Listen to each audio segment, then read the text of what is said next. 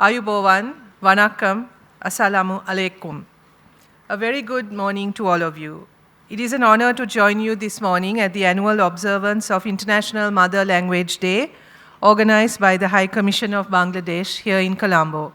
This is the second time that I've been privileged enough to participate in this event, and it's one that I look forward to because it's, I think, a day and a commemoration that is truly meaningful and one that resonates a lot with the values on which our government functions, as well as a lot of and represents and reflects, I think, a much needed reflection on the true meaning of diversity, on appreciation of each other's cultures and what this brings to our world. So I thank you for organizing this and also for including me in your invitation to commemorate this day. I wish to thank the High Commission of Bangladesh for this annual event, which brings us together to celebrate linguistic diversity, cultural heritage, and the enduring power of language in shaping identity. International Mother Language Day stands as a powerful reminder of the profound connection between language, identity, and dignity. This global observance owes its origins to the visionary initiative of the People's Republic of Bangladesh. Through its leadership at the United Nations and with the adoption of a resolution by UNESCO in 1999, International Mother Language Day was proclaimed, affirming the principle that every language deserves respect, protection, and the space to flourish. Bangladesh's advocacy transformed a national commemoration into a global movement, one that celebrates the rich mosaic of humanity's linguistic heritage. For this, the international community remains deeply appreciative. Ladies and gentlemen, language is far more than a means of communication, as we all know. It carries our stories, our values, our histories, and our dreams. It is through language that we first begin to understand the world around us and connect with each other. Sri Lanka's language diversity reflects the richness of our pluralistic heritage. Sinhala and Tamil serve as our official languages, with English as the link language, alongside other languages such as Sri Lanka Malay, Urdu, the Vedda language, and Sri Lankan Sign Language, which is now also officially recognized. This diversity should not be seen as a challenge to be managed, but a strength to be valued and cherished.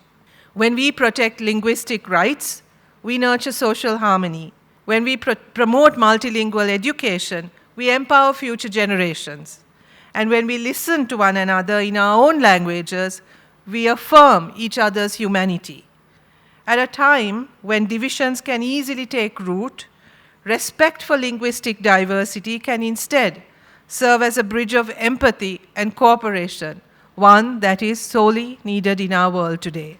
The theme of this year's observance, Languages Unite, Diverse Voices, Shared Humanity, resonates profoundly in today's world. In an increasingly digital age, we must also reflect on the importance of preserving linguistic diversity in cyberspace. Thousands of languages around the world remain vulnerable. Without conscious efforts in education, technology, and policy, many risk fading into silence. Safeguarding linguistic heritage is therefore not only a cultural responsibility, but also a shared commitment to preserving the diversity of our world. And the more we talk about diversity and the more connected we are, I think increasingly we are also going to face a challenge, Your Excellency, of actually defining what our mother language is. Most of us grow up learning several languages simultaneously, and I have met parents who've come to me saying, you know, our child's mother language is either one or the other or something else, which is sometimes not recognized, creating challenges for our education system as well.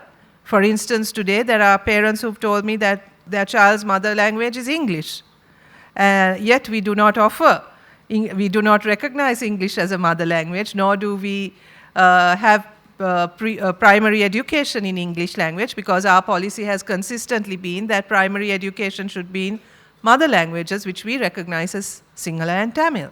Yet, I think with the connections and the complexities that the world that we are living in faces today, defining one specific language as a mother language is also becoming somewhat more complex than it was, I think, when we were growing up. We were very clear what our mother language was, but I don't think that's so any longer, and this is also something that needs to be taken into account.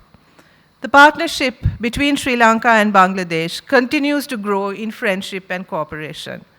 This is yet another event which reflects that partnership and that friendship.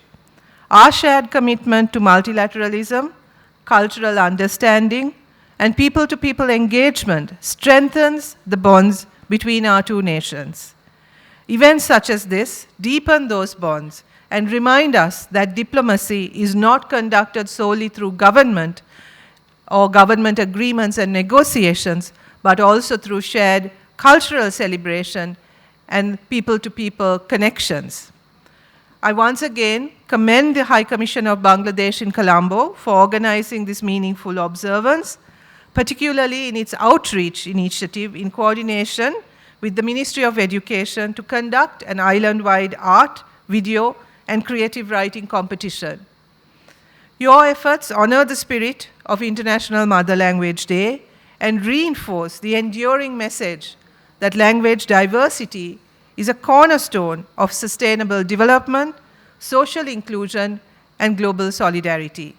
May the voices of all our peoples continue to enrich our world with wisdom, creativity, and hope. Thank you very much.